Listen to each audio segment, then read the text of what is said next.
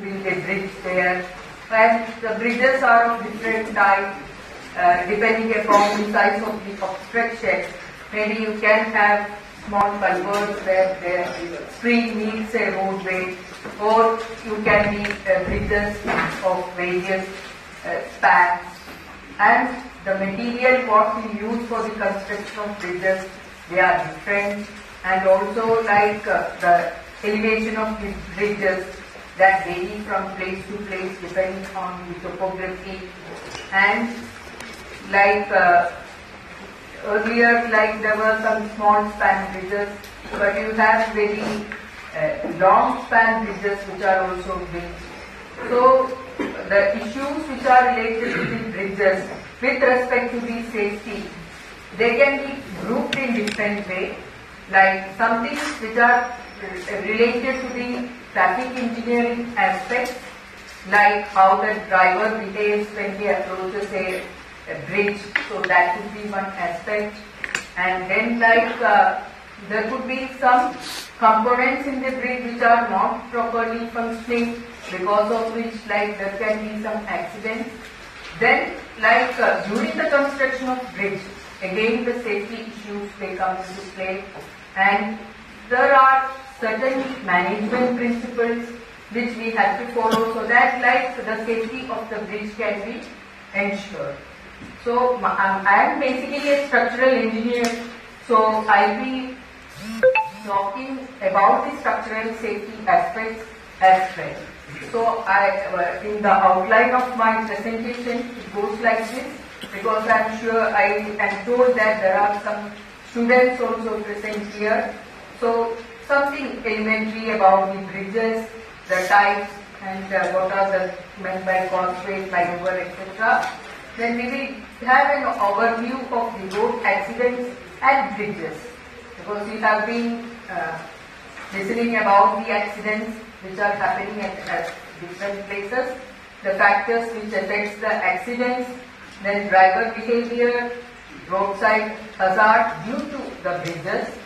Then how can we ensure safety by doing a good planning, design and construction, and also maintaining the bridge. Why maintaining the bridge is important is we generally design the bridges for 100 years.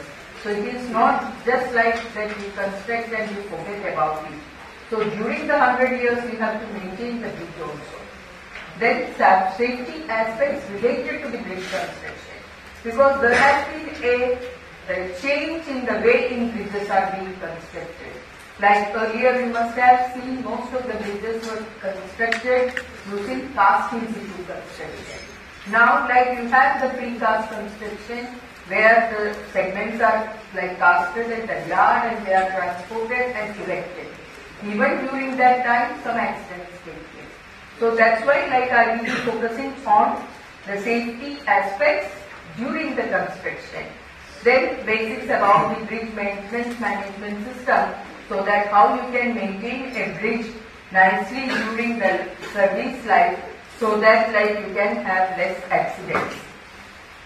So to start with, as I told you, whenever there is a stream comes which crosses the road, like you have to build a culvert, and it is a cross drainage structure, that is through either through a pipe culvert or inside the box culvert or beneath the slab culvert the water can flow, and on the deck surface like the vehicle can also move over it.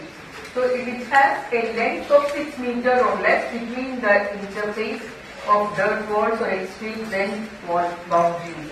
So actually with respect to bridges, like there are certain IRC codes, like IRC 5, that talks about the general features code. So that discusses about the geometric features for the bridges. So it has classified the bridges as like culvert, then like minor bridges, major bridges, like that. So the minor bridge is a bridge having a total length up to 60 meters, and more than 60 meters it becomes a major bridge. Okay, and there are bridges which are of different, you can say, depending on the support condition, the bridges are classified. For example, this is a balanced cantilever bridge. Okay, and here the span may go from 120 to 150 meters. So wherever there are major river bridges are there, most of them earlier constructed, they were of like balance cantilever bridges. Then there are certain submersible bridge. Submersible bridge means generally like we provide like either 5 meter or 5.5 meter as the road level above the ground. Okay, so that like even during the flood, the water doesn't come on the top of the carriageway. But there are because bridge is quite an expensive structure. So to save some money, what they do is they don't keep it up to 5.5, but the pier or abutment they keep it at a lower level. Here they keep it at a lower level, say 3.5 meters. So what happens is that maybe at certain places where like you have very few rains or few floods where they have, so during the flood it may overflow. So for some period, maybe for 24 hours, it may not be in function. So that type of bridges are called the submersible bridges. Then there are some causeways which is a paved surface and without opening. That is, if there are some openings, then through which the water, which allows the flood water to pass through it. So these are the classification as per IRC 5. Now coming to the components. Why these components are important? Because the bridges are provided with many components and some of them are structural components which are taking part in the load sharing or load transfer from the superstructure through the substructure to the foundation and from the foundation to the founding soil. So the carriageway, which we call generally, that has, like as you can see here, like the deck is supported by certain number of girders. Okay, so these are the longitudinal girders, and you can see in between the longitudinal girders or over the longitudinal girder, like in this case there is a deck slab, and over the deck slab like you have the bearing core, and the bridges can have either a black chalk or like you can have a concrete bearing surface. And this is the end support, and the end support is called the abutment, and these are the intermediate support. So this is a multi-span bridge. So these are the piers. Okay, and there is a pier cap. And you have, because I said that whatever above is bearing, we call that as a superstructure, and the load from the superstructure is transferred to the substructure through the bearing. So there are different type of bearing. You can see that depending upon the span length, whatever the load is to be transferred, that varies. So you can have like elastomeric bearing or PTFE bearing or spherical bearing, depending on what load the reaction is to be transferred. Then like you have the pier cap, and then like you have pier, and this pier may be standing on or there may be some foundation beneath the pier, and that type of the foundation which we generally have for the bridges, that may be either a shallow foundation, like if you have a good bearing capacity for the soil, or it may be a deep foundation like a pipe foundation or a well foundation. So these are the components, because I will be using these terms, so that is why I thought I should explain all these things to you. So the complexity with the bridge structure is that like there are large number of components which have to act like together to transfer the load from the deck surface through the substructure to the bearing to the substructure and to the foundation and then to the founding soil. Okay, then these are the crash barrier, like you can see here, the crash barrier which are provided like at the edge, so that like it protects the vehicles which are passing from falling down. Okay, and all the bridges which are there in the national highway, they are provided with footpath. because footpath is required for people to pass over this bridge, and the ones which are there in the rural area, they are not provided with footpath because there the traffic will be very low and the people will be using the main carriageway itself to walk over it. Now coming to the road accident data for some of these Indian states. Actually this Ministry of Road Transport and Highway, they publishes this report. So in this report in 2015, like what they have done is they have classified the accidents, that is based on where the accident has happened. So here you can see that there are accidents near the bus stop, that is in this blue color, then near the petrol pump, then there is one at the pedestrian crossing, this green one you can see, the green one, then there is one, that is one light blue color, that is near the bridge and culvert.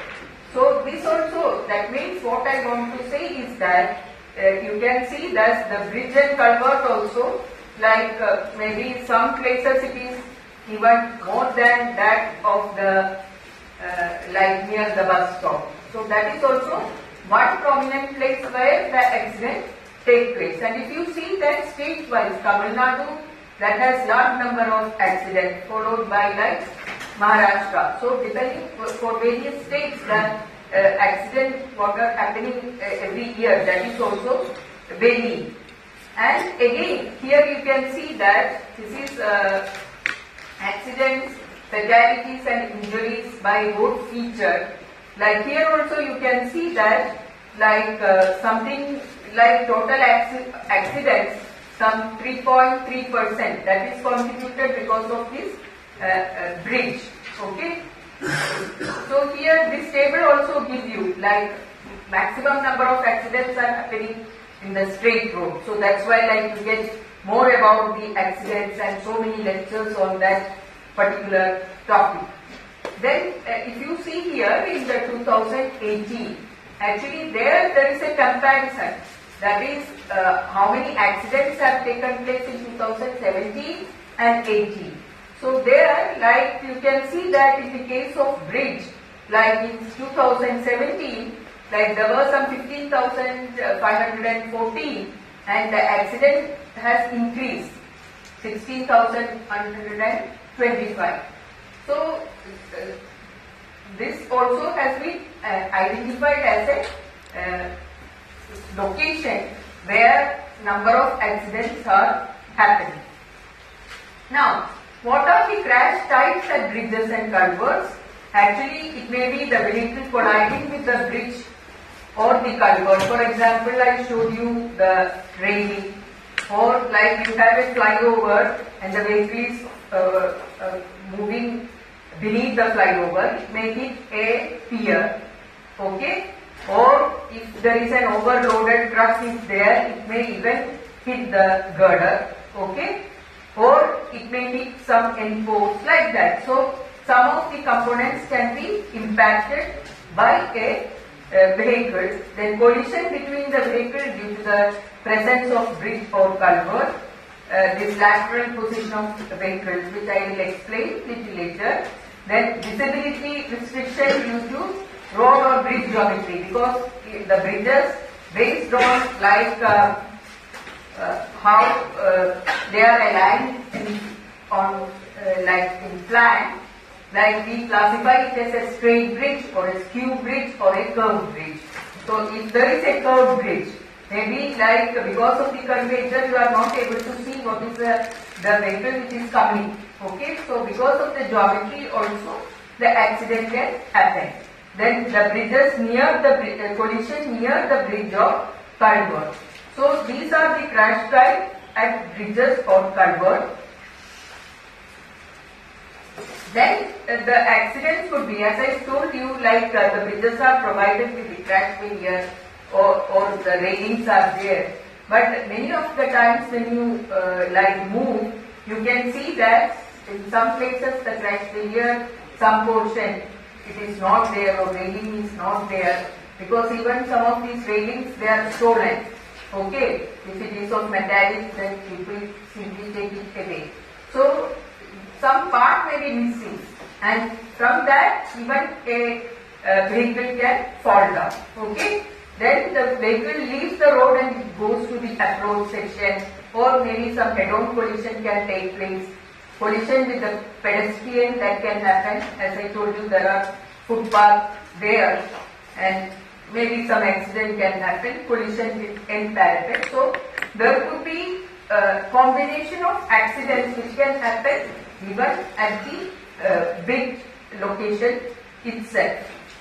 Now, coming to the factors like which affect the accidents, I think the driver behavior you must have read a lot.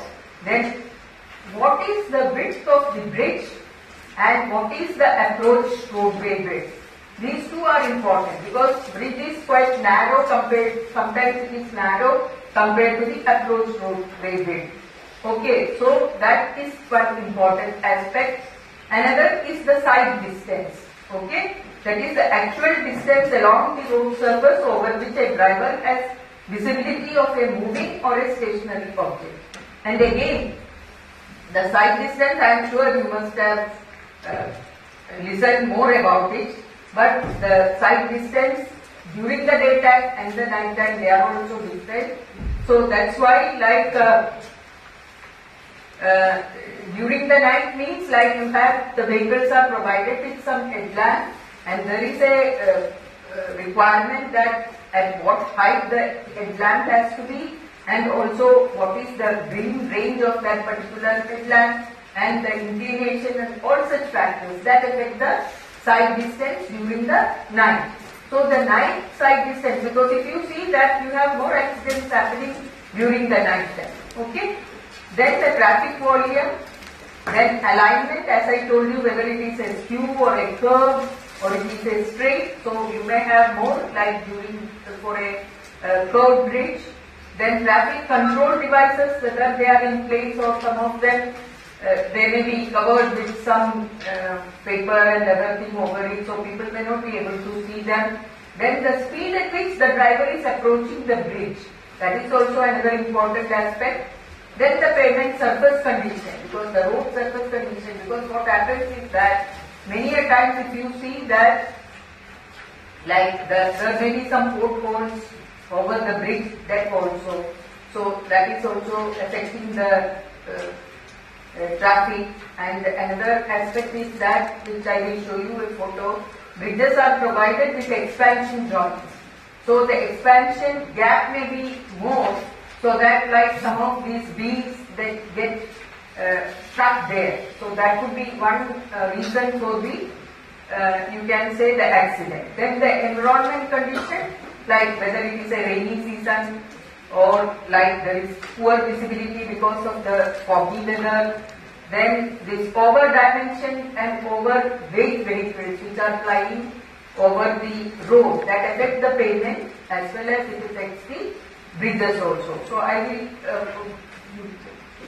explain them with some figures so that you can understand it.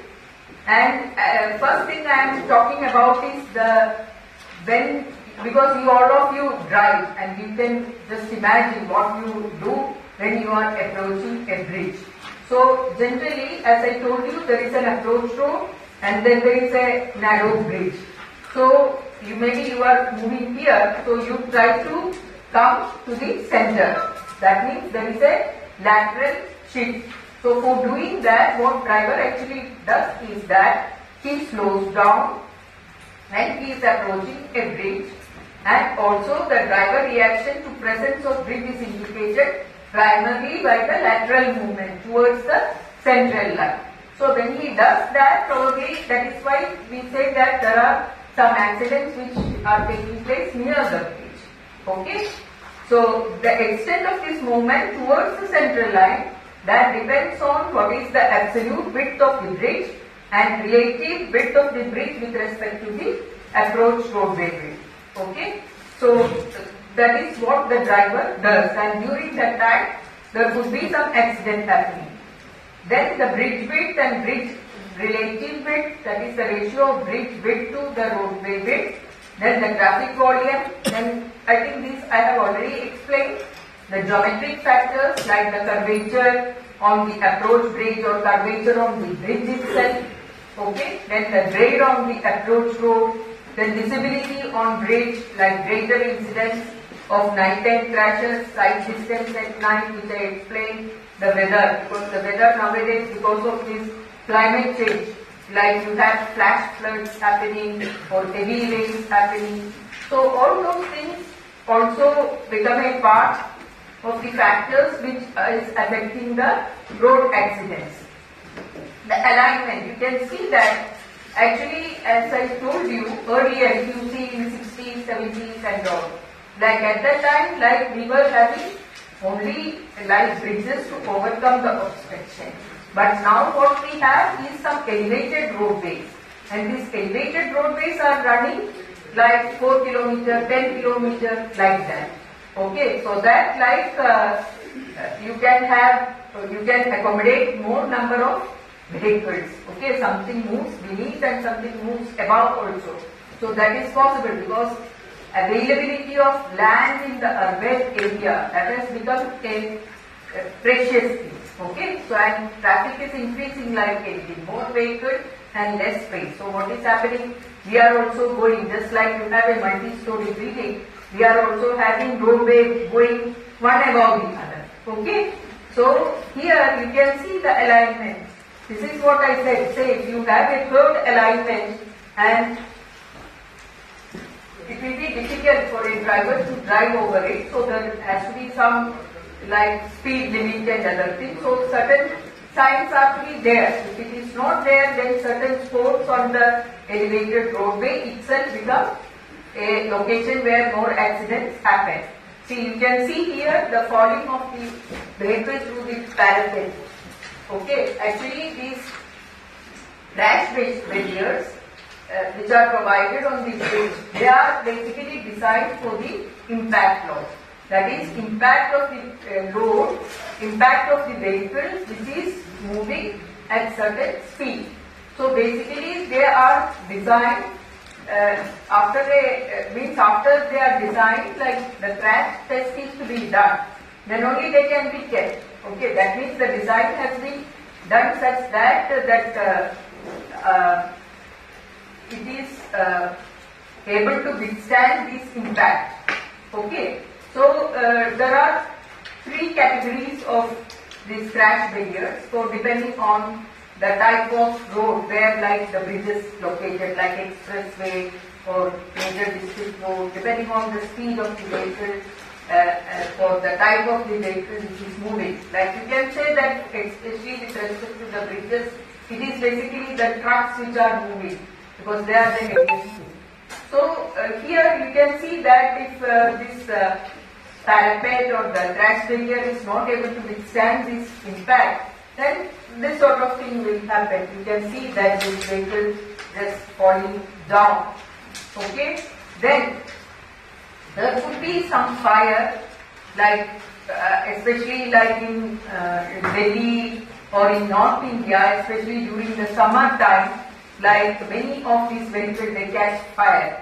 Okay, and you have like now the CNG gas or diesel, petrol, all these fuels are there. So and also some of these trucks they carry some inflammable liquid also. And what happens is that you can see that like the fire may happen over the flyover or a bridge, or the vehicle may be beneath it. Okay, again the damage what it happens to the bridge, that it depends on, because in any place it will take maybe half an hour to 45 minutes for a fire engine to come there. Is it so? So it will depend on how long the fire is, what is the inflammable material which is there, which has got fire. Then how far, suppose if it is beneath the bridge, okay, how above the elements of the bridge are.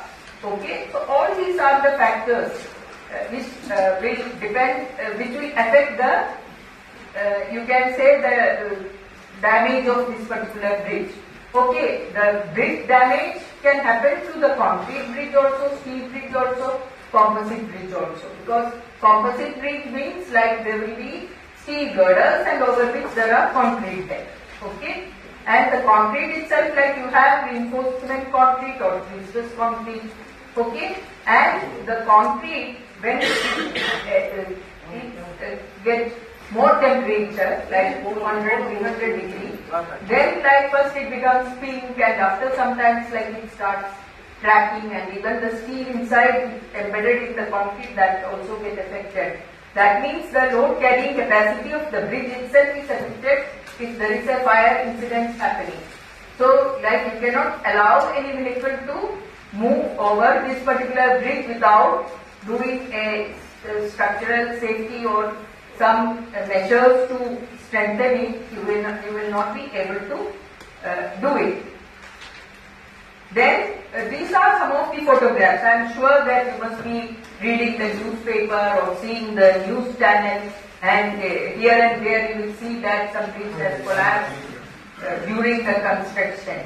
I think something happened in Varanasi, something in like Calcutta, and sometimes during, I think recently something in Madurai. There are so many bridge failures which are happening during the construction also. Because these bridges, some of them are old, they are not maintained, and one day their failure is happening. But some of them are happening during construction. So that's why I thought that I should address that issue also. So this is what I wanted to show you. Actually, the decks, you know that this is a horizontally spanning structure. Okay, depending on where the bridge is located, the solar radiation what it receives, that varies depending upon the latitude and the longitude. Okay, so the bridge deck, it expands and contracts. Okay, daily. So this at the edge of this bridge deck, like they are provided with this expansion joint. And again the expansion joint, there are different type of expansion joint.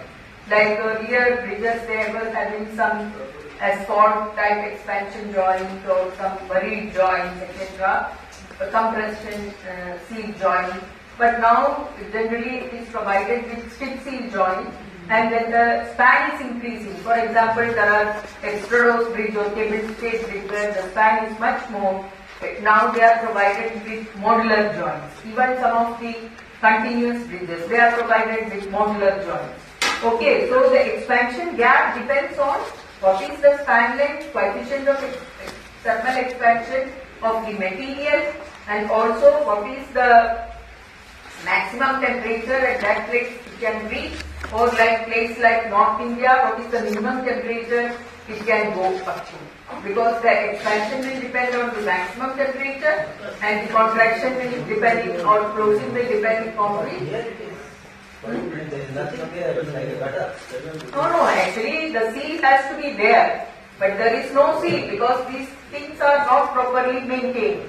So if you see the bridge after the construction, the bridges which are in service, many a times you will see that it is fully jammed, okay, fully closed, and sometimes when there is a multi-span bridge, and if one span if it is closed, the gap in the other span will be more. So this is quite high, quite wide, and you can see that a motorcycle, like the tire that gets stuck and that causes the accident. This has actually happened in Delhi in some flyovers. So this gap is quite large. Yeah, and this gap increases maybe because of the improper behavior of the bearing also. Because as I told you, the bearings are primarily provided to transfer the load, but also they have to cater for the movements which are likely to happen in the longitudinal direction and in the transverse direction.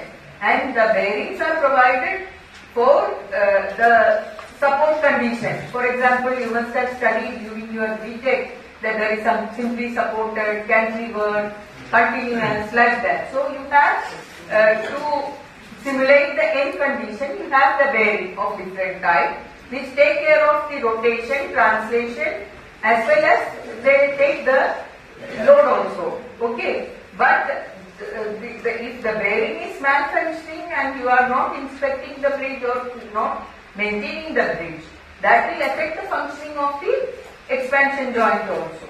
Hence they are related. You understand? Then the road accidents at signature bridge. Actually, I don't know. Excuse me, ma'am. Yeah. Ma'am, in last picture, there is a gap in expansion joint. What is the actual failure? Whether it is bearing or expansion joint?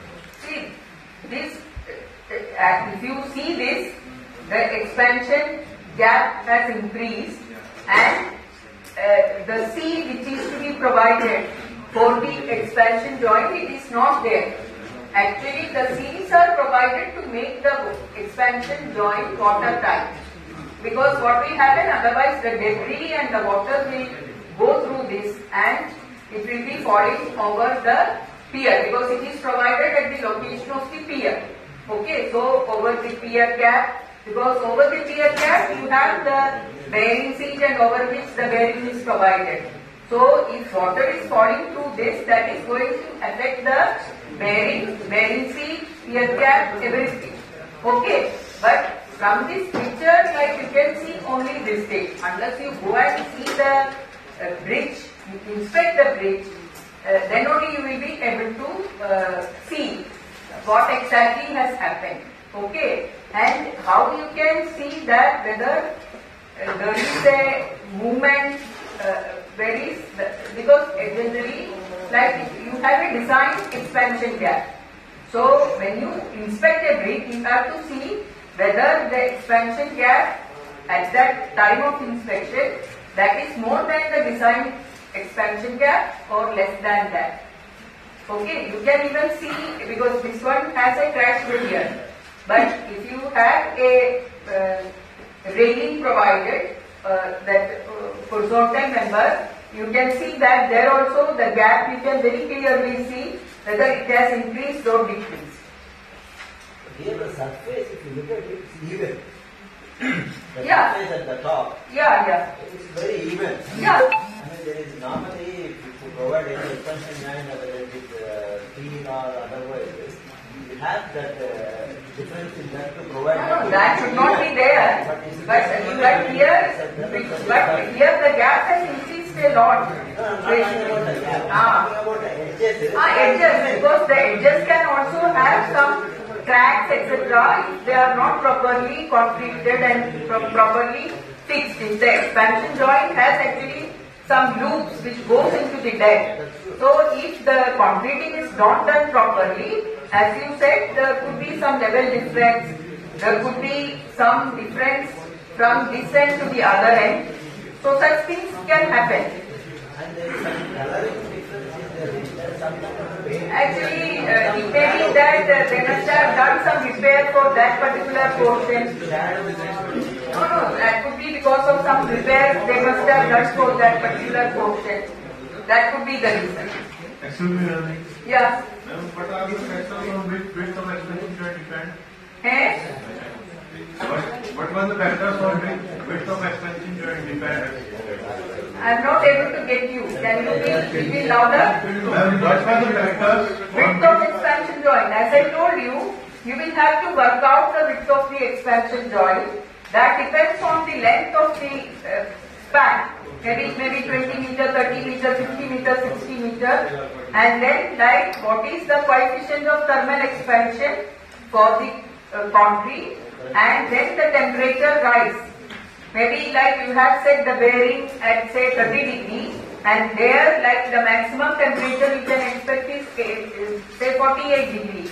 So that 18 degrees. So if you multiply that, you will get how much it will, what will be the opening. Okay, similarly, like you will have, say, what is the minimum temperature. So, from minimum to maximum, if you take, then you will get the total movement of the expansion gap. And generally, like you multiply it by, say, 1.5 or something like that, and then provide this gap. Okay, and there could be movement due to creep, shrinkage, etc. also. So you can have certain elements for that also.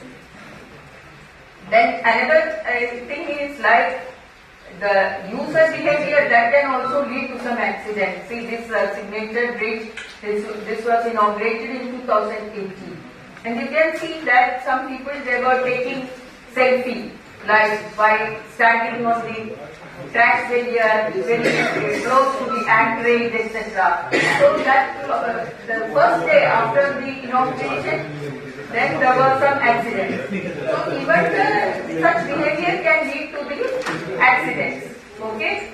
Then another is road accident at flyover. That is, this is just a you can say the speeding car, the driver behavior, like that car hitting the median, then drunken driving, then this flyover collapsed during the construction also. That is because of the sliding of the pre-car segments onto the road during heavy rainfall. So at what time you erect, at that time what is the wind speed, all such things are quite important. Okay, whether there is rain, then you need to take precaution. But I think do you have any idea of why it happened there? why it happened, I don't know. If you have, you can throw some light. It happened because of the rain. It was raining. Yeah. And the scaffolding was not taken care of because the rain was coming from the other side of the bridge. Okay. Because of it's all hilly area. It's all Jubilee, Panjagutta, all that area. Okay. The rain was coming down heavily from the other side. And the scaffolding that is erected was not properly anchored properly. That is the reason for it to collapse. Okay. That is Yeah. I think many of the bridges which are under construction, there the problem is because of this formwork failure. Actually, there are certain roads which are to be taken for the design, and also as he said, that there is a difference between a temporary work and a permanent bridge. Because bridge is provided with a proper foundation, but the temporary works, they are not provided with a proper foundation. So the anchoring, etc., that becomes quite important. So if it is not taken care of, then like there could be collapse. Then there are, I think we have already seen many of them, like bridge or culvert narrow than the formation. These are some of the roadside hazards. Bridge or culvert narrower than the pavement, bridge or curve or adjacent curves, over bridge with low overhead clearance, over bridge with piers close to carriageway. Because these are the possibilities where like the accident can happen. Bridge with inadequate grading, bridge or culvert with unprotected or inadequately protected approaches, deep culverts with no railing. So all these things are the locations where like you can have accident. Then safety treatments are like you have to have some warning and delineation, safety barriers are to be provided, alignment to the bridge or alignment for the bridge itself, that is important. But actually like it's easy to put on paper that don't construct any bridge with curvature more than 30 degrees, but maybe in some cases you have to construct. Okay, only thing like there, like you have to do the proper analysis, take care of what are the forces coming, even the centrifugal forces which is likely to happen because of the curvature, etc. You consider in the design, even the like bearings, setting of the bearing, all these things you have to take care during the design and construction. These are important aspects with respect to the structural engineering. Then environment related, like lighting of the bridge, then skid resistance, because many a time the accident happens because of the poor visibility. Then traffic management, even during the construction of the bridge itself, like what is the traffic management, how much clearance has to be provided. Then the bridge design and construction, you pay lot of attention during the bridge design and construction so that like such problems doesn't arise during the operation stage of that bridge. Now coming related to the planning and bridge design, actually how the layout of the bridge is decided. As I told you, that is given in IRC 5. Okay, so bridges up to 60 meter length. Okay, that means they are the minor bridge. The location shall be governed by the suitability of the alignment of the road. But bridges, if their length is between 60 meter and 300 meter, the suitability of the site for bridge as well as that for the alignment of the approaches are to be considered. And for bridges having length more than 300 meter, requirement of the book site for the bridge that will have more precedence than that of the approach road. So which one give preference in deciding the bridge location? So that is given in IRC 5. And this is what I said. See, skew angle in any bridge should preferably not exceed 30 degrees. This is given, but depending upon the location, and if you want to really have a road connectivity, you may have to construct something even 50 degrees, 60 degrees, etc. can be constructed. Then for bridges, a minimum longitudinal gradient of 0.3, this is very, very important. That is for the depth, like you provide a longitudinal gradient so that like the drainage spouts are provided at the edges, so the water can come and then it can go from the surface. The design speed of the over the bridge shall generally be consistent with the design speed on approach road. Differential speed may be allowed due to the presence of sharp curvature. The one which I showed you, which is a zigzag roadway, then there could be some change in the speed, but you have to put a sign to see what is the speed limit. Then the alignment, that is the select the alignment of freight bed to make square bridge crossing, that is the most preferred one. Provide constant curvature within the bridge portion. Skew angle should not exceed 30 degrees. Replacement Or 60 degrees was allowed. Yes? Skew angle was allowed 60 degrees maximum. No, see, this is, in code they say that it is not preferred, but you will have to construct it, it has been constructed also. 60 was maximum. Yeah. Excuse me, ma'am. For bridge, a minimum longitudinal gradient of 3%. I think it is transverse gradient. Yeah. Speed of longitudinal. It is correct. Longitudinal is also there. 0.3% is longitudinal girder. Transverse gradient is also provided. 2.5 degree or 3 degree it is provided. It is longitudinal gradient, that is 0.3%. Longitudinal is 0.3%. That is correct. Yeah. Then the vertical, single vertical curve shall be provided for bridge length which is less than 30 meter. So these are something related to the alignment which are covered in elaborately in IRC 5. And this one I want to emphasize. Actually, you can see that there is some vertical clearance given, as I told you, 5 meter, 5.5 meter, etc. So that like there could be some vehicle which are moving beneath this particular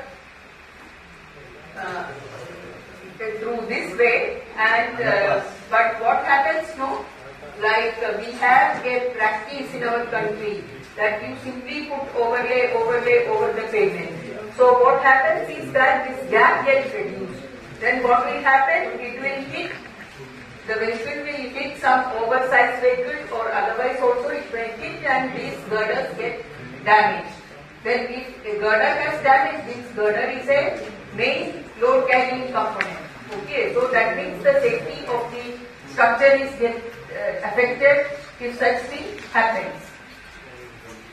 Then bridges in hilly and coastal region. In coastal region, like there could be corrosion, that is a main problem, and also like coastal region they get more rain, and also along with the rain, like there could be some storm surge, like cyclone could be there, along with cyclone there could be rain, along with the rain and the cyclone there could be some storm surge. So many things can happen at that location.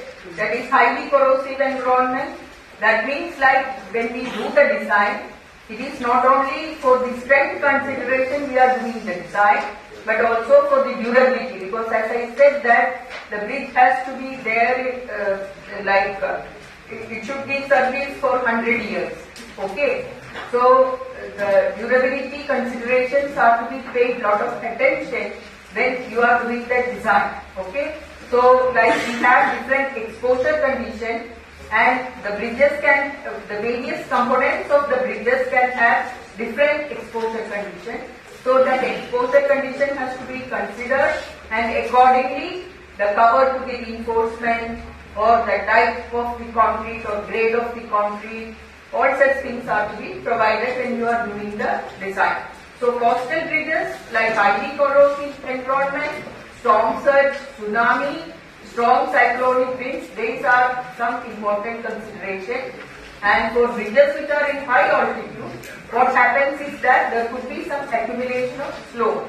Okay, and IRC 6, which talks about the loads which are to be considered for the design, that specifies like at different locations what could be the height of the snow accumulation, and also like if the snow accumulation is more than 1 meter, like you may not be able to move a vehicle over that. Okay, so there like you don't consider the live load along with the snow load. So, but there are some provisions to remove the snow also, and in foreign countries what they do is they use some de-icing salt, so that when they put this de-icing salt they melt and goes there. But in our country, not this de-icing salts are not used. Either it is physical removal or the bridge may be there present but you cannot use the bridge. Okay, so you consider the snow load for the bridge design. Then safety consideration as per IRC 5 is protection to the road user. As I told you that the provision of railing, crash barrier along the edge, footpaths and cycling track adjacent to the carriage way shall have crash barrier in between. Protection to structure against vehicle collision, that is locating the structural component at a safe distance from the line of user. So by providing protection to the structural component, I think if you just go from here to the airport, you must have traveled that particular route. So you must have seen many like pedestrian bridges going. So maybe some of these pedestrian bridges where pier is coming, the in between support is coming to the median of this road. Okay, but there they must have widened the base so that like even if it is, that structure doesn't get affected. So enlargement of the base etc. that is done. Like you have like piers, and if there is an inlet, because there are bridges over the inlet waterways also. So there the barge may impact. So the barge impact is also taken care during the design. Okay, but the piers are provided with some fenders so that like it doesn't affect hit the pier. Okay, so certain measures are to be taken so that the impact damage of the structural components doesn't happen. Then protection of structures against the barge impact like fenders and protection eyelets. So these are some of the safety considerations which has also been found in place in IRC 5. Then the details of this concrete crash barrier and railing, that is also provided in IRC 5, and the loads which are to be considered. Okay, and as I told you, like what vehicle is going to hit at what speed, and what is the bending moment and shear force to be considered for the design of the crash barrier of different type, that is given in IRC. So IRC 5 and IRC 6, these are the specifications which you have to refer to. And there are certain railing details. For example, the railings provided for protection of pedestrian and cyclists, avoided for protection of vehicular traffic except for small bridges and culverts. The minimum height has to be 1.1 meter, and if the bridge length is more than 300 meter, then you provide 1.2 meter. And for cycle tracks, like the minimum height of the railing has to be 1.25 meter. So the minimum height what is to be provided for the railing, that is also given in IRC 5. Then the crash barrier, actually for crash barrier for bridges without footpath Then crash barrier for the high containment crash barrier. So the sizes, etc., all these details are also given in IRC file. Then there are some metallic crash barriers that are also provided, but the flexible and semi-rigid barriers that will not be provided on bridges without footpath or outer side of the carriageway. There is some restriction related to what type of crash barrier you can provide. Generally you provide like the rigid ones, concrete crash barrier only. Then in the median also, like you can have the crash barrier, either you can have a RCC crash barrier or you can have a metallic crash barrier. So those details. So the crash barrier details, geometric details of the crash barrier that is given like for the edge barrier, the median barrier, etc. in IRC file. Then the geometric design consideration, as I told you, what is the design speed, like how much super elevation to be provided, how much approach to be provided, all these design consideration that is also given in IRC file. Then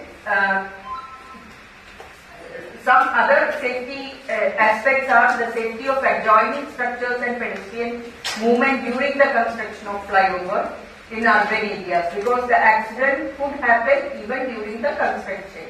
Okay, so the traffic police will have to be informed, like especially like if you are doing a launching of a girder and other things, so such things needs to be informed, and also traffic management during the construction that has to be prepared, that has to be got approved, all such things are required. Then drainage, ventilation and lighting for the subways and underpass. That is also quite important, otherwise somebody may fall, etc.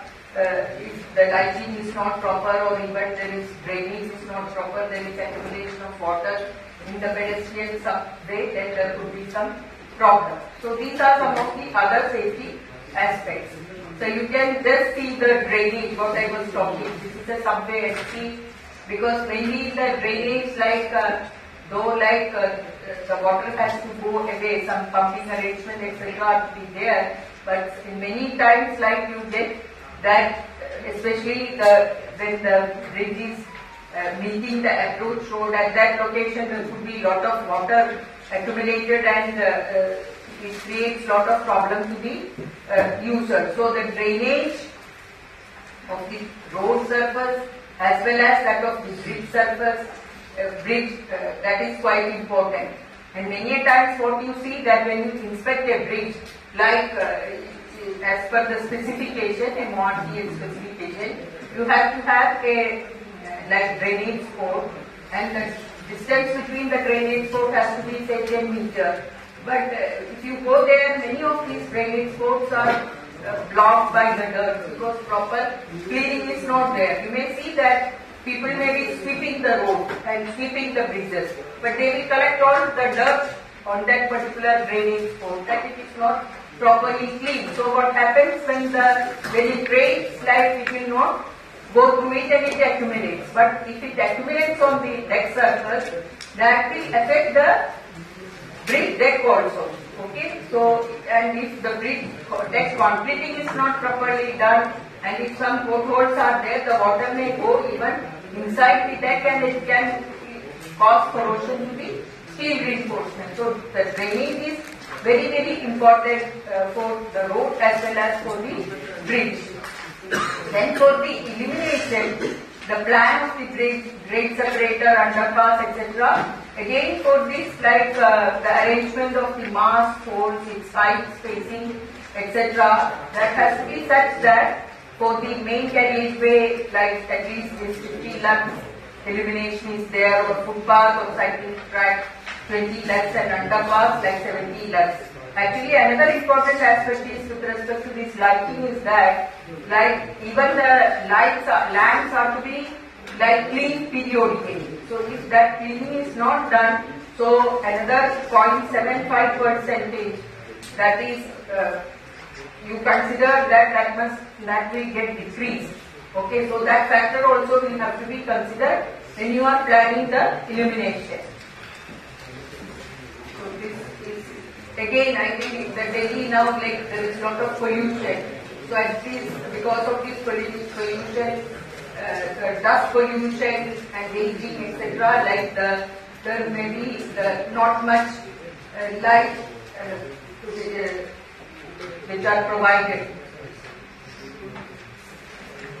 Then another thing what you see is that, like in urban situations, for example, there is a flyover, and on both sides, like, there are number of buildings, residential buildings, and even sometimes some hospitals are provided. So, or some schools are there. So they don't want that the traffic noise to be affected. The residents should not be affected by the traffic movement, the noise and vibration what is created, especially for the noise. So you must have seen that, like I think in front of the IIT and other things, the flyover, they are provided with the noise barrier. So this noise barrier, again, it will be something 3 to 3.5 or 4 meter high above this particular level, the crash barrier level. And this noise barrier are to be designed for wind load. If that is not done, what will happen? Heavy rain, heavy storm happens, and this crash barrier may fall down. Again, that will become a safety hazard. So that's why, like I said, that for various components during the design, construction, etc., proper care has to be taken. See, this is what I said, that some safety issues related to the submersible bridge. Actually, see, if you can see here, this is a bridge and this is the approach. And this approach, like, they have provided certain posts, but the gap between the posts, they are not the same, and also, like, they are not properly fixed. And you can see that this particular bus, this has just fallen down. Here there is a big gap in between also. So when this vehicle was moving from the bridge to the approach, right, you can see that this accident has taken place. And for the submersible bridge, as I told you, the elevation of the pier level will be slightly on the lower side, maybe 3 or 3.5 meters. So, and it will get overtopped during the flood season. Okay. So that's why there the discontinuous safety curbs, they are provided, and 300 mm gap has to be provided so that the water can pass over this particular bridge. Okay. And another thing is that the flood gauges are to be provided about 15 meters center to center to indicate the depth of the water over the bridge deck, along with the danger level should be installed on the submersible bridge and approaches which are likely to be submerged. So the flood gauges are to be provided, and discontinuous safety curbs are to be provided over this particular bridge. Then some speed limit also has to be enforced, and for that purpose, like, there has to be some sign. Okay, and what the sign should say? Slow down, submersible structure 200 meter ahead. That means the driver has to be told that there is a submersible bridge 200 meter ahead. Okay, at that time itself, like, you have to limit the speed. Okay, dead slow, submersible structure 50 meter ahead. Do not cross when the flood water overtops the carriageway. So all these warnings are also to be told to the driver when there is a submersible structure. So to implement that, you have to provide these rumble strips along with the cautionary signs as per IRC 99, which shall be provided at 30 meter ahead of the submersible bridge on either approaches.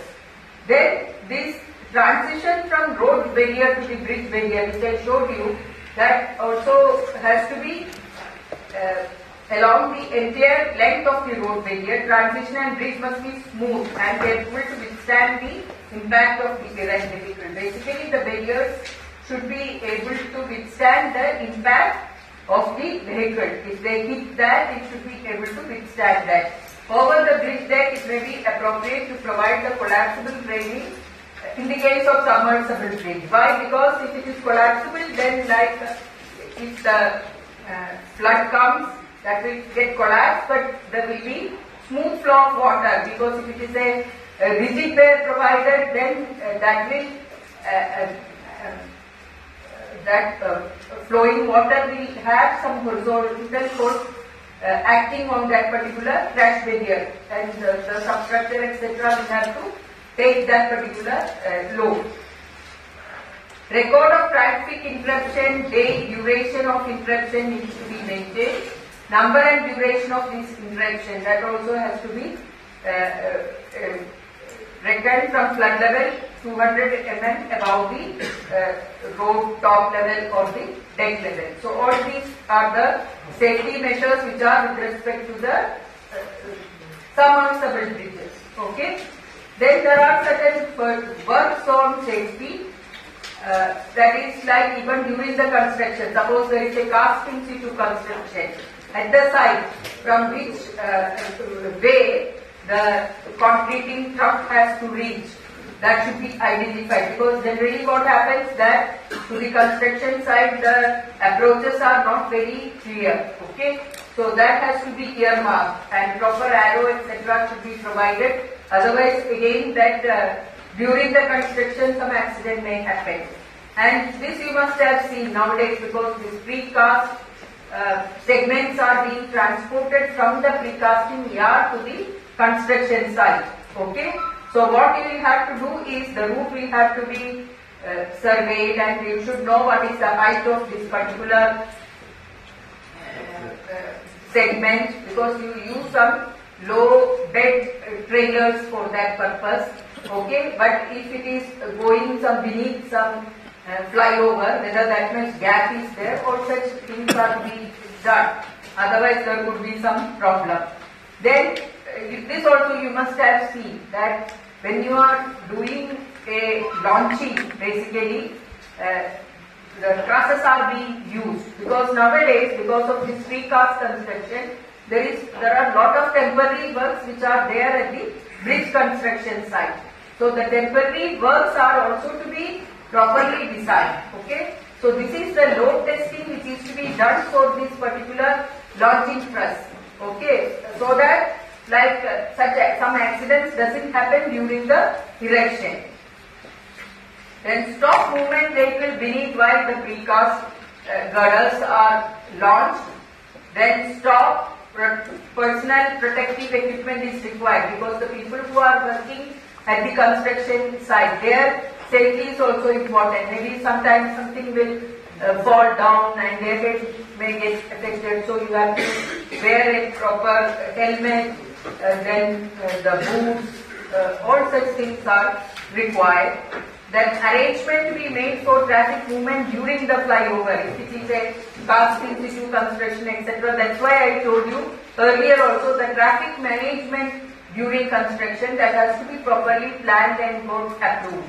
Don't allow any workers who are working at height without any safety measures or fault protection, because again that will cause some accident and the work will get affected, and also you may lose some of the workers' precious life.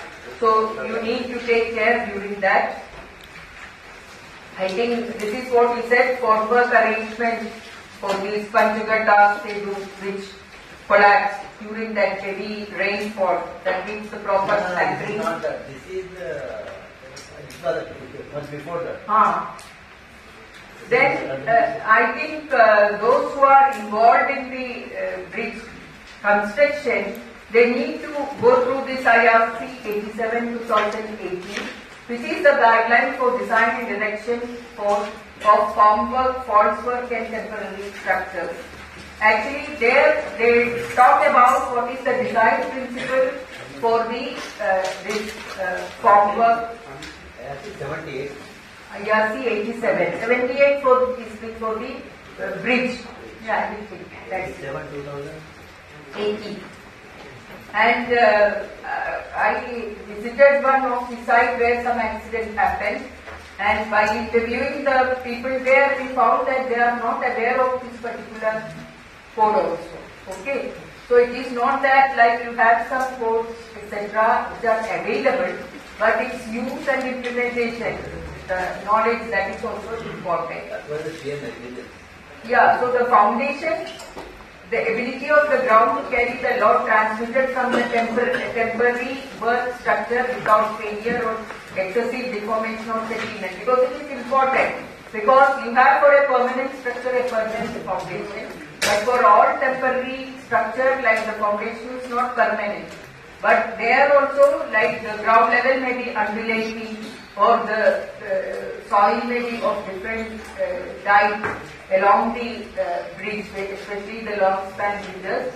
So you have to pay attention for that. Then the structural integrity, that is the ability of the temporary work itself to carry the load transmitted to the from the structure will be constructed to the foundation without failure, including fixing connection, etc., without excessive deflection. Then the stability, very important. Actually, there may be some high wind which can happen during the construction. So if you have not considered, and especially like you have to provide some cross bracing, and many of the temporary work what you see, they are not provided with any cross bracing, and the accident happens. Then another important aspect is the site investigation. Especially you have to understand what type of climate there, then the geotechnical investigation, and where the underground utility is going. All such things you have to understand first. Then investigation shall be done to find out what is the site constraint with respect to the headroom, traffic regulation, what such things are to be there, and if some warnings are to be provided. All such things you have to assess, and also assess the seismicity. So seismicity, earthquake can happen even during the construction. So that also needs to be considered. Then they have given, okay, what type of material can be used for the formwork, which IRC codes are to be followed, and what should be the minimum like thickness or the also like some of these members, they can be reused, but they have specified how many times you can reuse them. But what happens is the contractor, to save money, he doesn't pay attention. He may use it again and again. Okay, so and also how to store them if they are not in use, and how to transport them, how to erect them, how to check them. All such things are also included. So these are some of the data required for the design of the false work or temporary work which they have to consider for the design. I am not going in detail, but I think you should have an awareness about this code, and if something is required, you can look into it. Then how the design philosophy, right now like you are designing it using the working stress approach, and the construction methodology that is also given for the MORTL specification. So the various design forces which are likely to be there during the erection, even like you have now concreting, for example, like you have a self-compacting concrete. The concrete may be flowing, okay. So the temporary structure should be able to withstand the pressure of concrete. So those who are designing the temporary works, they should have a knowledge of what are the load likely to happen during the design, during the construction of the or erection of that particular structure. So all those things need to be properly taken care of. So you can see that so many forces are to be considered, like water forces, that is depending on the site condition, if it is over a river. Then construction personnel, how many people are there, their weight to be considered, out of vertical by design, because there could be some eccentricities that also will have to be taken care of. Erection tolerances, self-weight of false work, self-weight of later stage of false work. That is, the weight will change while you are doing the construction.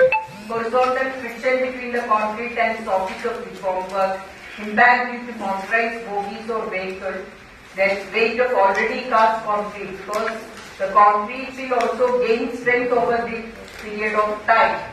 Okay, so the weight of already cast concrete, mobile plant road, weight of concrete to be cast, reaction from active concrete pressure to the completed formwork, weight of stack some material for convenience, the contractors may stack it. So the weight also need to be considered. Thermal movement forces, wind load on the fault work, formwork.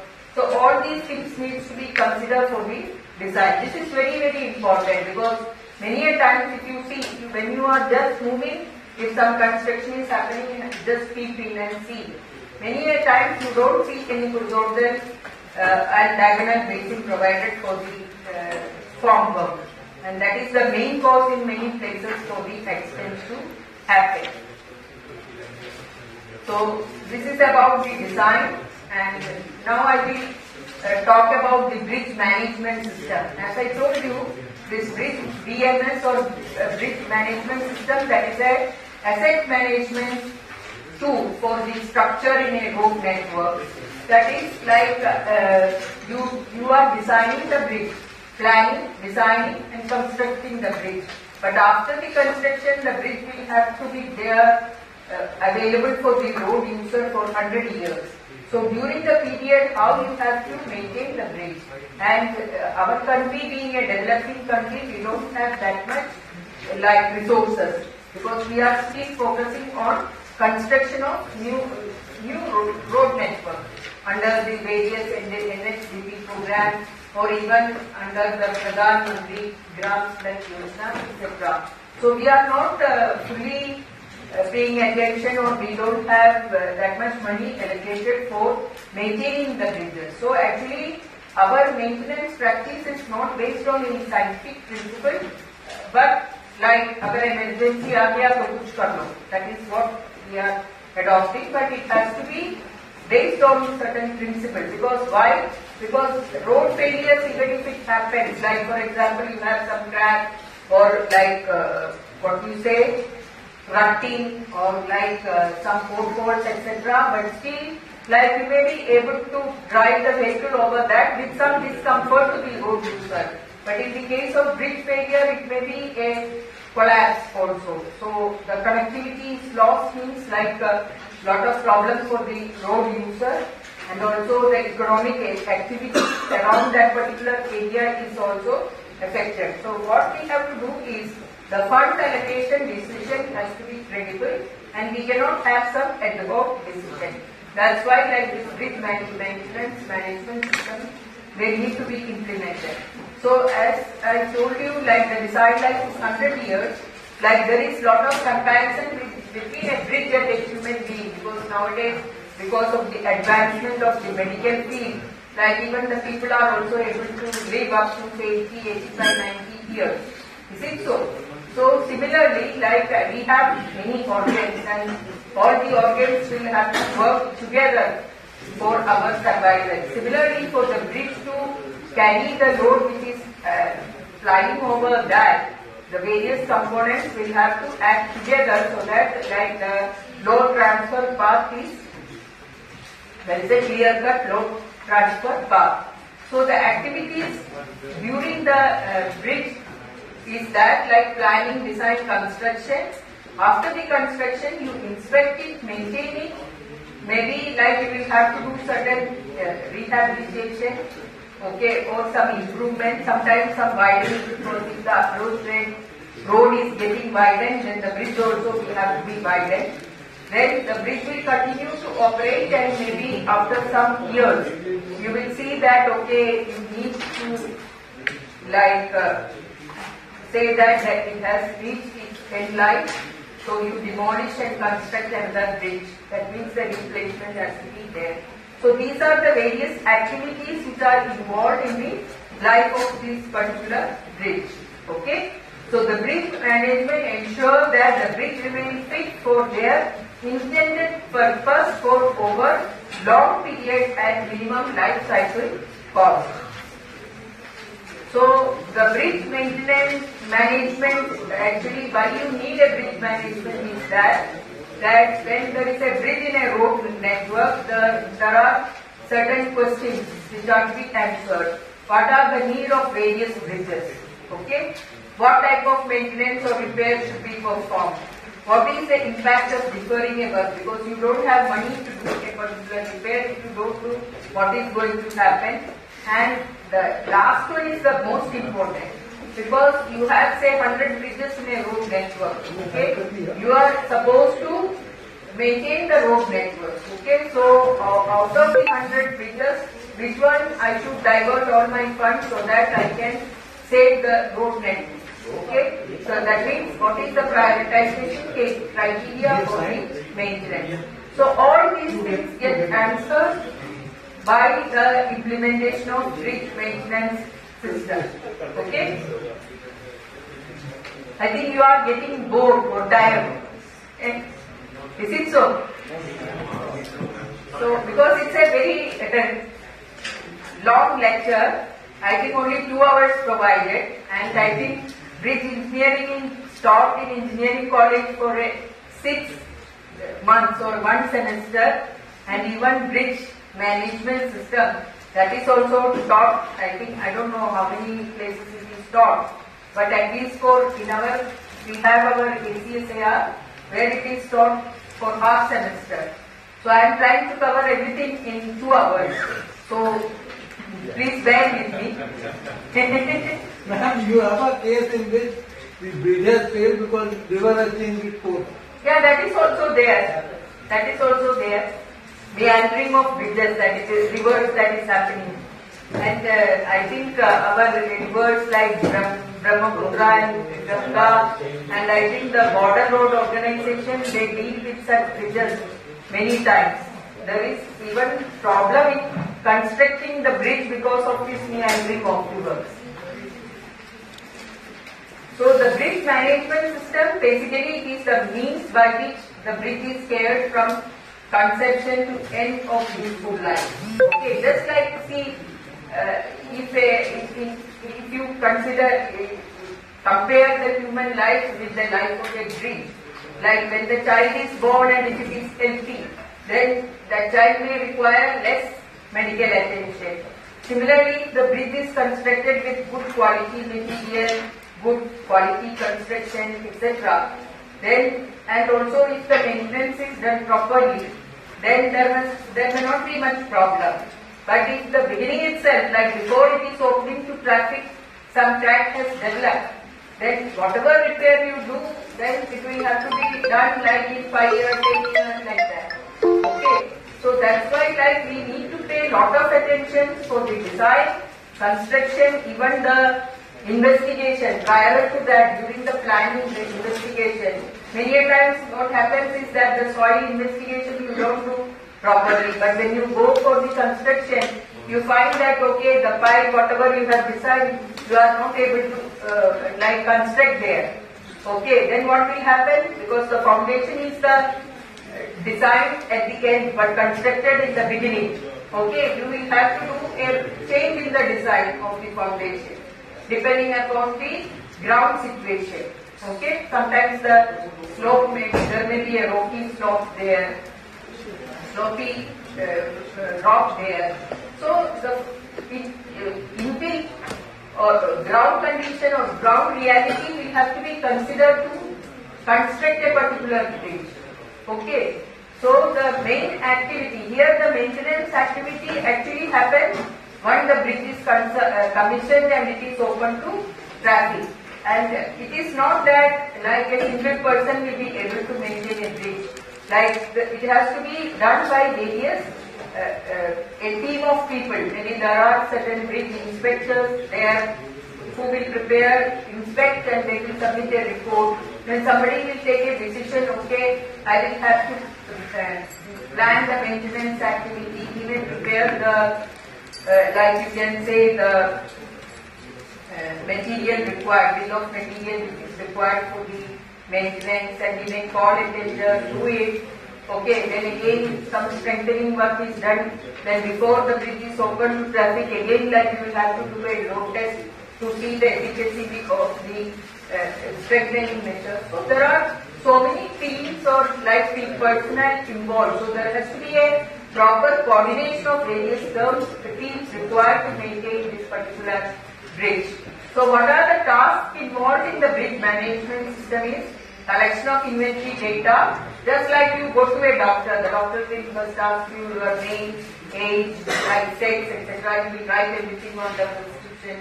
Similarly, for the bridge also the inventory data, that is the first page. Okay. Then like regular inspection, because there are IRC guidelines even for the inspection of these bridges. They say that you do inspection every year. In fact, prior to the monsoon, after the monsoon, you are supposed to do it. Okay. Then like you have detailed inspection after every 3 years, and there may be some special inspection required if some bridge is affected by fire, which I showed you, or maybe some cyclone or earthquake, after which whether you can allow the bridge for the traffic. So some special inspections are required. Then assessment of condition and strength, prioritizing the allocation of funds, then actually implementing the repairs, strengthening and replacement. But when you do all these operations, like you have to keep in mind the safety of the people who are doing this work and also the road users who are using this particular bridge. So this is just how the inspection bridge management system looks like. This we ourselves have developed under a DST sponsored project. So it has various modules like inventory, inspection, load carrying capacity module, strengthening module, budgeting module, etc. So all this data basically goes to a database, that is MS SQL server, that is used for this database preparation, and the various modules are prepared using Visual Basic, and it was basically on a GIS platform. So like first the road map is prepared, and in the road map like you identify the location of the bridges. Okay. So if you pick a particular location, then the bridge and all those details related to that comes. And it is a web-based system, so that like it can be accessed from many places. Now I will just go through just to give a glimpse of what type of problems you see when you go for inspection of the bridges. Say we have many old bridges also in our road network. This is an arch bridge, masonry arch bridge. Actually the complexity with respect to the bridge is because of the different type of material what we have used for construction. Because the earlier bridges they were of masonry, so stone masonry, and then like you have in northeastern states some timber bridges, they are also existing. There are steel bridges existing, then reinforced concrete bridges there, then pre-stressed concrete bridges there. So the distress related, you can say the deterioration of the material, each material that is different. Okay. So when you go and inspect, basically what you see is some defects will be there. The defect could be because of the damage, that is impact damage, or it may be because of some earthquake damage. Okay, or there could be material deterioration because of which the defect you are seeing. So it could be some distress which has happened. So all those things you see, and then just like you go and tell the doctor that you have fever, the doctor will check your throat. When his throat is okay, he will ask whether you have any headache or you have any like stomach ache. So that is to identify why this fever has happened. Okay. One is he will quantify the fever. He will put a thermometer and see whether you have a mild temperature or a high temperature, and then he will try to find the cause. If he is not able to identify, then he will ask you to do certain blood tests, or he will say you do some X-ray or such thing. So similarly, like here also, whenever you see a distress, okay, you have to find out what is the cause of this distress, what is the extent of this distress, okay, and also like confirm the cause of the distress. So here in the case of bridges, you use some non-destructive techniques for that. So the bridge inventory module what we have like convert inventory, because convert is a structure with less than 6 meter or less than that, And we have different type of culverts like pipe culvert, box culvert, slab culvert, arch culvert, etc. So culvert inventory, then we have minor bridge inventory and major bridge inventory. Then culvert inventory, as I told you, for each of these culverts, like their details, okay, the construction details, etc. are taken. Bridge inventory, you have again administrative record, when the bridge was built, who was the designer, who was the contractor, all such things. Then some general record like the arrangement, span details, all such things. Technical data, then technical data like span, width, superstructure, then pier, how many abutments are there, what type of expansion joint, bearing, foundation, geometric record of all the components, structural design record, geotechnical record, if it is a hydraulic river bridge, then hydraulic data, structural drawing and photograph. Like major problem what we find for our old bridges are that there is no structural drawing available. So if you go to a doctor and I'm sure that you will preserve that prescription or whatever you are doing, like X-ray or blood test, everything you preserve so that when you go to next time and you check it, you compare with the previous one. So here also the same thing is required. So please preserve the drawings of all these bridges, even the hydraulic data, even the geometric, geotechnical data, structural drawing and as-built construction drawing, all such things are to be preserved. Then bridge inventory module is there, inspection module is there. The inspection module is to identify at what location you have the distress, what type of distress is there, what is the severity of the distress. Once you have identified the distress, why it has happened. For example, you have a crack. The crack of the concrete may happen, either it may be because of the thermal crack or a shrinkage crack, or it may be a structural crack. So you will have to identify whether it is a flexural crack or it is a shear crack or it is due to the end constraint.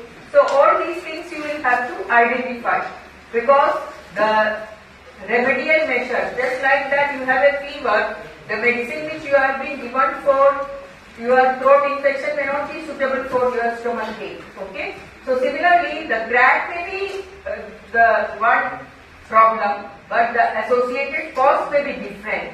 So you have to identify the cause of confirm the cause of the distress. And then, like for that what you do is you have either NDT, non-destructive testing techniques, or partial destructive technique. For example, you may take a core from a component and test it to find out what is the compressive strength. Or you may simply take certain concrete powder from the cover. You will titrate and find out whether there is some carbonation or some chloride attached.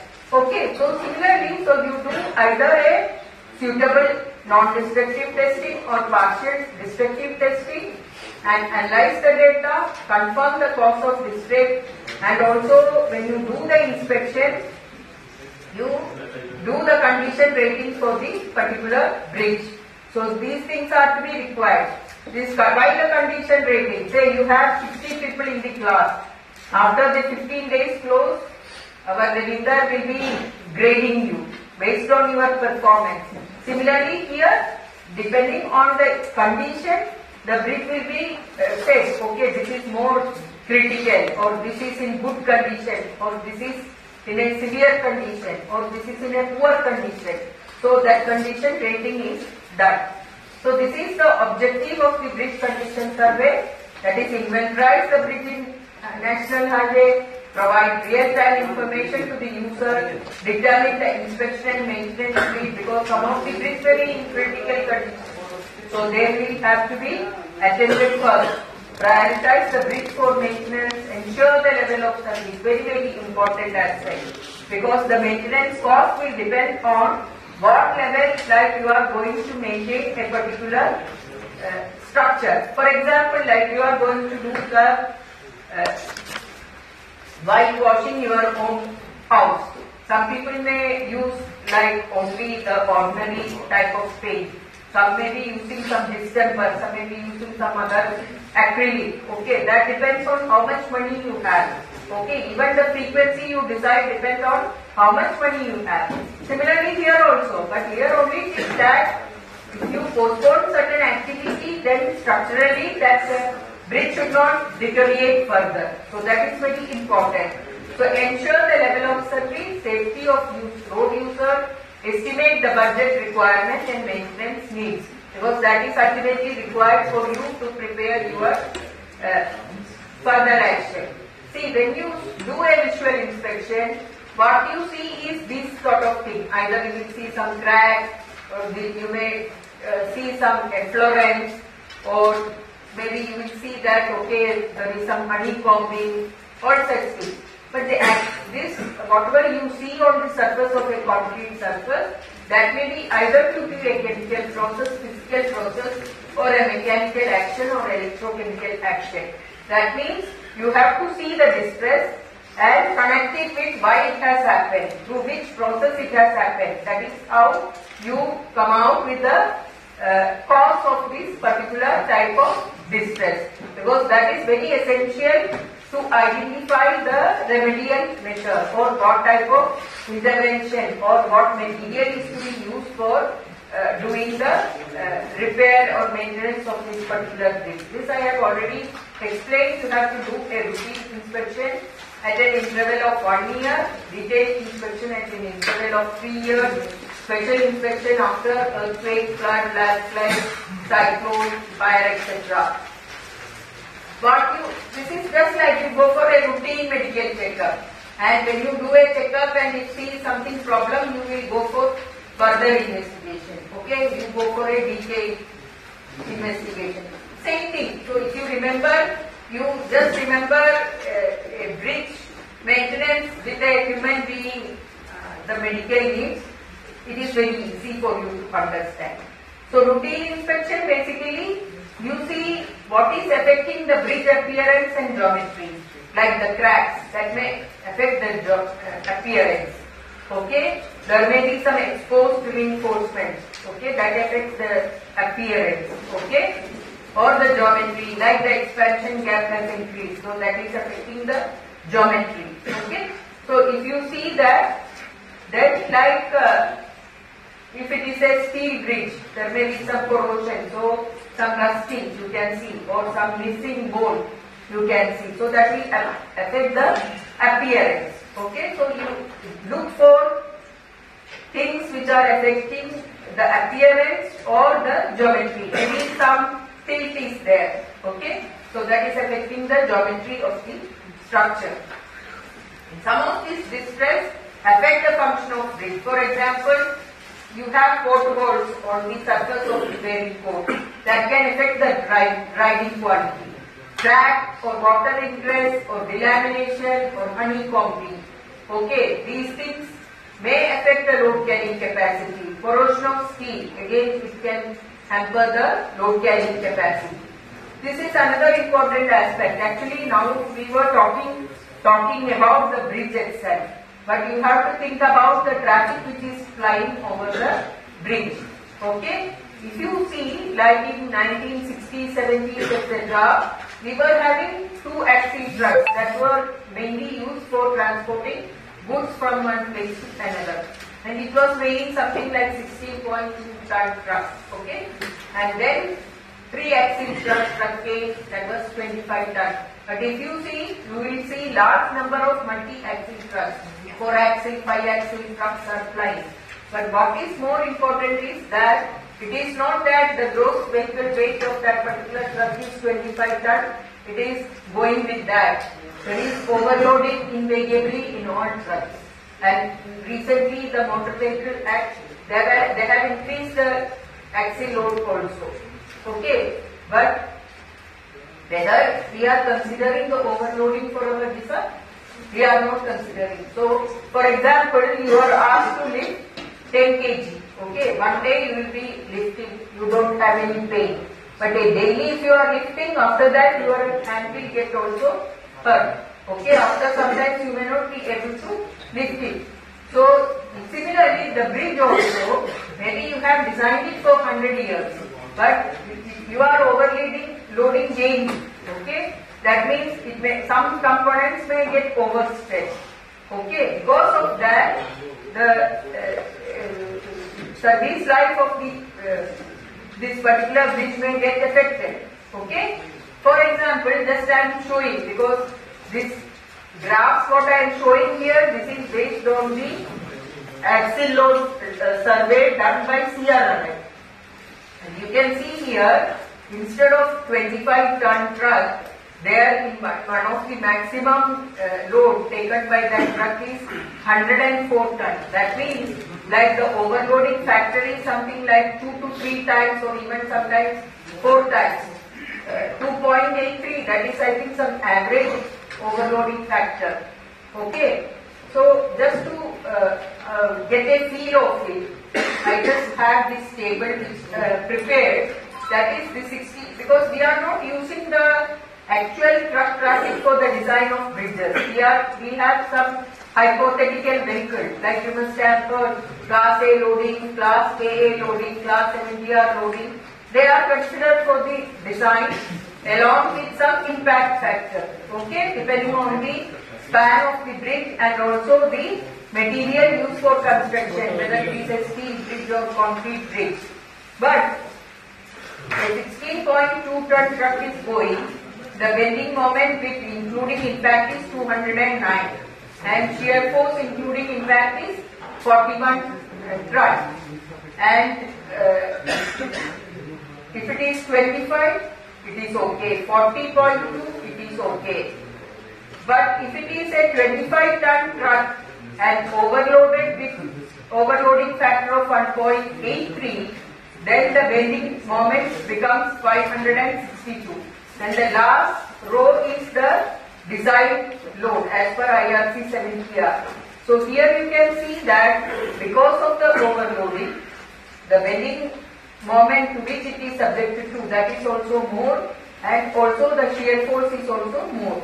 Okay, and the bending failure, that is quite gradual, but shear failure is all of a sudden, and you don't want any shear failure to happen. So that means that even the loads which are flying over the bridge, that needs to be properly assessed.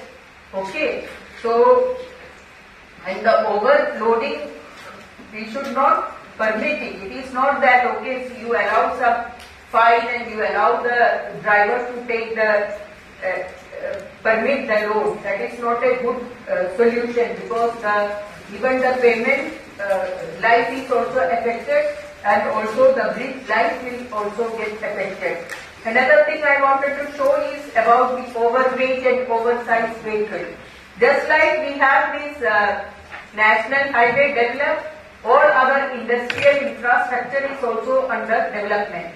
We have large number of power plant structures coming at various locations, and there they have to have large like electrical installations happening. Okay, so there are certain undivided goods which are coming from abroad, which are to be taken to these thermal power plants. From the port, they have to be taken by road to the thermal power plant. So when such overweight vehicles, like you can see that this is not a normal truck. These are the trucks provided with hydraulic axles. Okay, large number of hydraulic axles are provided, and you can increase the length of this particular truck, or you can reduce it, or maybe you can keep 2 trucks and then they can be connected and you can use them to take that undivided goods. So that is how the transport is being done. And Ministry of Road Transport, they have issued a circular how these trucks can be permitted. Means you have to inspect, you have to identify a route and inspect all the bridges and see that whether this load will be able to take, the bridge are in good condition to take this particular load.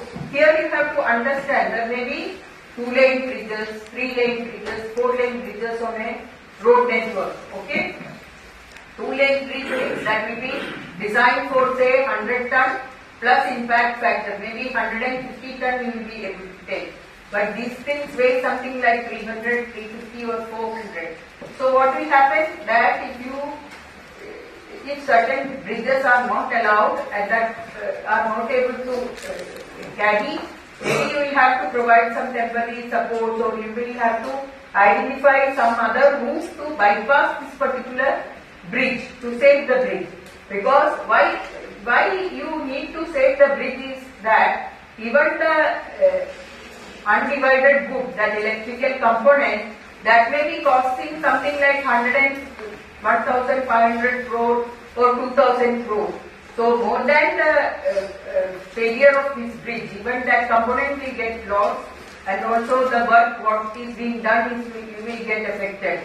And also if the bridge is collapsed, then what will happen? Like the road connectivity is lost, and these things are very close to the port, etc. So they are very vital links. Okay. So this is in 2009. One collapse happened in Gujarat. I think somebody must be there from Gujarat here in National Highway 80. Another thing happened in Madhya Pradesh in 2011, because this BHEL is there in Madhya Pradesh. So they have this one because of this truck carrying heavy turbine. So because of this, after this 2-3 failures, this Ministry of Road Transport referred this case to the IRC Roads and Stresses Committee. So we examined these things, and there are some 13 different type of trucks with hydraulic trailers which are plying. And nowadays large number of these hydraulic trailers are plying. So we have identified one truck which is called a special vehicle which weighs 385 tons. So that also has to be used for taking the design of bridges. So that is also another aspect. And these two figures, you will see that if there are, just like weight vehicles, there are oversized vehicles also. And if they go beneath, what will happen? That it will impact the girders and it will damage the girders also. So that again will affect the life of the safety of this particular bridge. There are other structural problems, like in many bridges which we have inspected, there is some full deck hole which has happened on the deck. Then you can see there is a crack on the pier cap.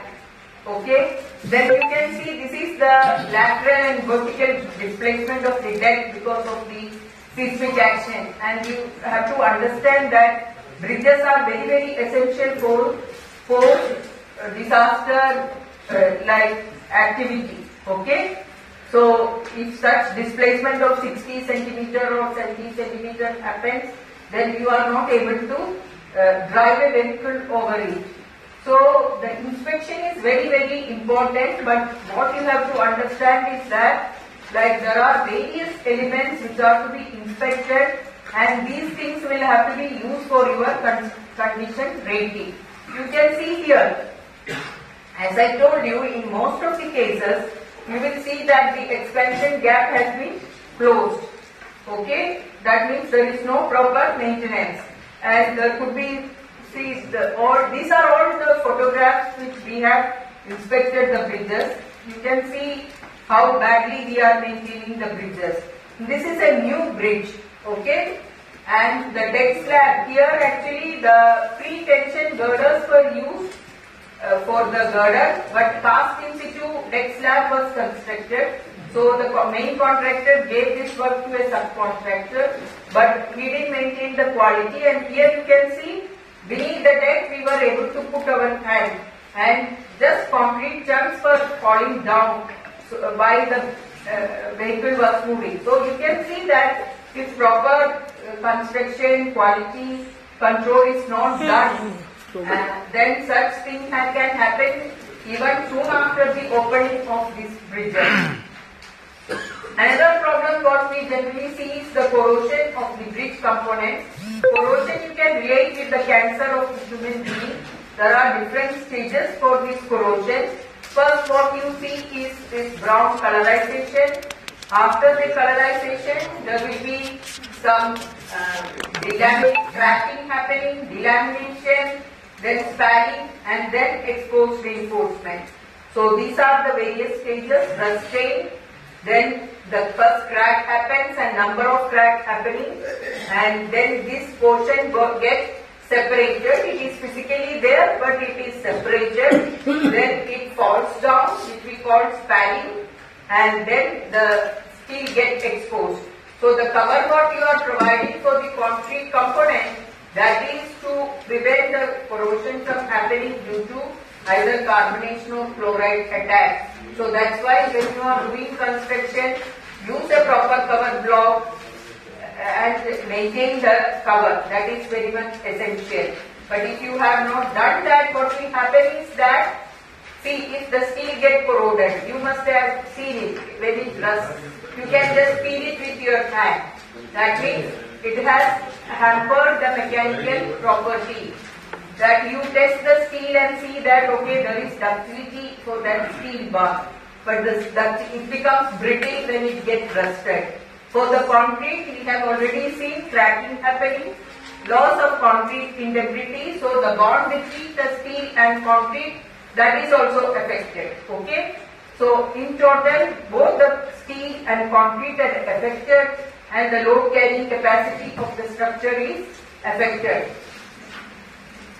Then I just want to pay attention, that is this over impact damage girders that can affect also the girder. Which I showed you the photograph. See, you can see here how the damage has happened to the girder because of the impact of a truck carrying heavy steel plates, that is over height vehicle. So it has affected the girders. And again, when such thing happens, you have to assess the degree of damage, whether it is a minor or moderate and severe, and then do the investigation accordingly, and also use the repair method, select the repair method accordingly. So these, I think I have explained many of them, that there could be this crack happening because of the improper detailing, because it is not only the design, but ultimately the drawings get translated into the structure at the site. So the detailing of the structure is also very important.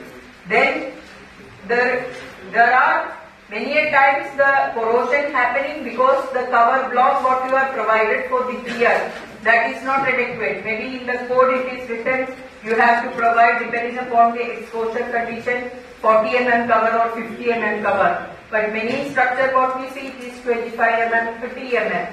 So that means like the deleterious agent like carbonation, chloride, that can quickly travel and reach the rebar. Okay, that means the initiation of corrosion can be quite quick in that case. Then cover, that is another problem which can hamper the load carrying capacity of the pipe, and even there could be the moving water that can like warn out the concrete. So you may have to, if some corrosion is there, then you will have to do the test to assess what is the degree of corrosion there and whether the corrosion is due to chloride or carbon dioxide, that is carbonation, or due to chloride attack. Even there could be some problem associated with the pre-stressed concrete bridge, especially the anchorage zone of the pre-stressed concrete bridge, because that is heavily congested. So there the concreting and the proper reinforcement has to be provided, otherwise when you are doing the pre-stressing, some cracks could develop at that time. So there are many bridges which have developed cracks even during the pre-stressing. So that means even some defects can happen during the construction also. So that's why like you have to pay a lot of attention during the construction itself. These are some of the examples where like some defect has happened to the bearing, and see the inspection is required even to see that whether all the parts of the bridge components are existing or not. Okay, and this is like PSC and anchorage punching. That is the pre-stressing has to be done, after the concrete attains certain strength. Okay, but if the concrete is honeycombed when you are doing the pre-stressing, then it will puncture the concrete itself. In this we have discussed. Then these are some of the special inspection required. That is after the earthquake, flood, cyclone, of the bridge is damaged due to fire, or if it is impact damage, all such things. Then there are some inspection equipment required, like accessing equipment, measuring equipment, recording equipment, safety equipment, etc. We have a mobile bridge inspection unit which is there behind the bridge division. It can be.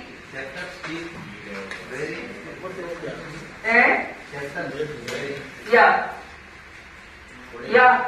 We inspected a bridge and we found that the bearings are all stolen. Actually, it was provided with roller rocker bearing. So somebody has sat on some elephant or something. They have cut and slowly removed all these bearings, and I don't know what made them. They put some small wooden pieces there. Yeah, very smartly. So unless you do the inspection, you will not know. And railing you must have seen in many places, they are cut and taken away. And even like people do the rehabilitation and they may face some steel plates, and even the steel plates are stolen. Manhole covers are stolen, but manhole cover, somebody may fall into it, but here bridge you found that it is not safe to carry the load and you are pasting something and people are taking it in.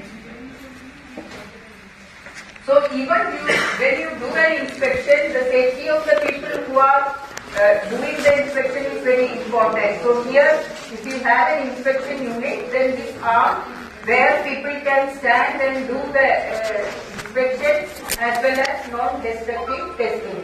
So this type of mobile bridge inspection unit that has been prescribed by Ministry of Road Transport for all these type of inspection work where they are doing. And this is for the condition rating, and depending upon the type of distress, like they rate the various components and the deterioration. Just like when our age is increasing, we get more and more problem if we don't maintain ourselves. Similarly, the bridge, first if you see here, new condition is 5, but the new condition will come to 4, 3, 2, 1 with respect to the time. Okay? So that's why, like I said, the level of service is important, whether you maintain the structure at 5 or 4 or 3, for which how much money is required that area. So that you can decide depending on how much budget is available. Then this one I have explained them with some example. Like for each, when you are inspecting, you have to identify, okay, what is the distress, where the distress is there, what is the severity of distress, and classify it. So there is a qualitative classification like hairline, narrow, medium or wide. But you can put like either 1, 2, 3, 4, etc. Because ultimately you need for prioritization some number. For example, like students are graded like A plus, A like that. But that is based on certain marks. Is it so?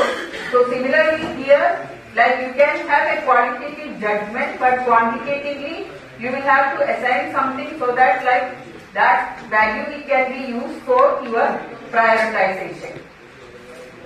So there are different distresses. For each distress you can work out that.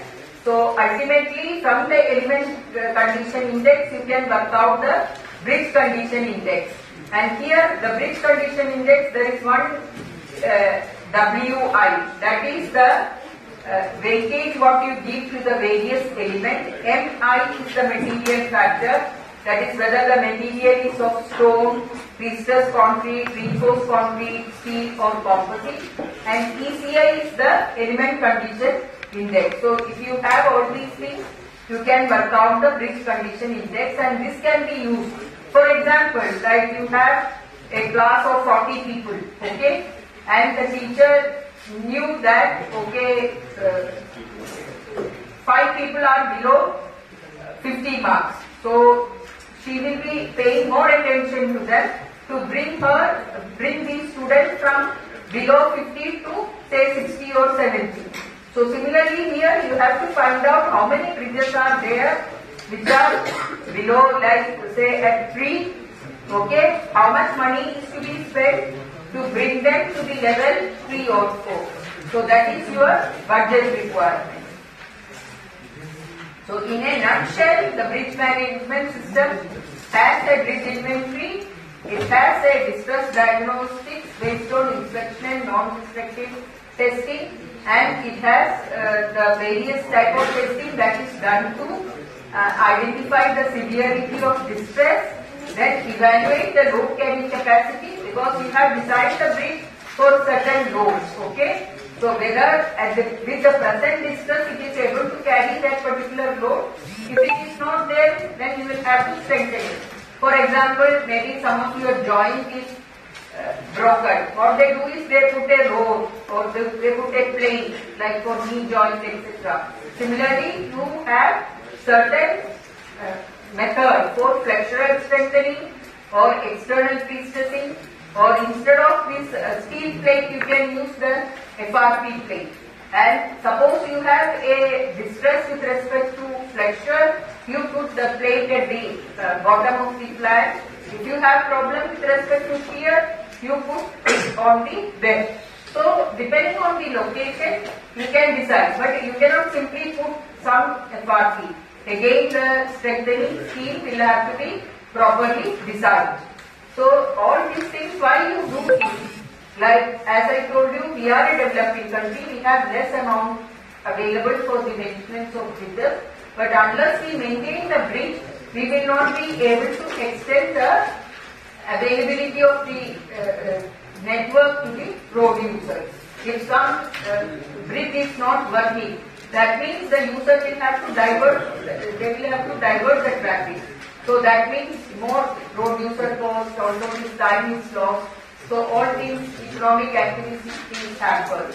So that is why like the bridge maintenance is also very, very essential, and also that will ensure the safety of not only the vehicles which are flying, the road users, even the people who are beneath that, the pedestrians, everybody's safety will be ensured.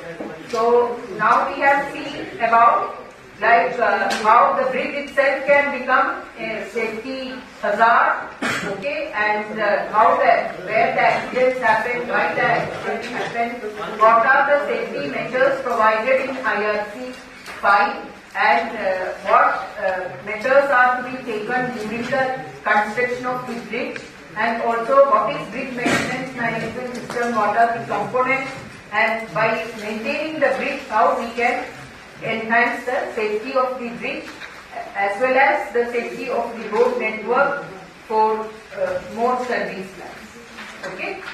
So thank you very much, and if you have any doubts.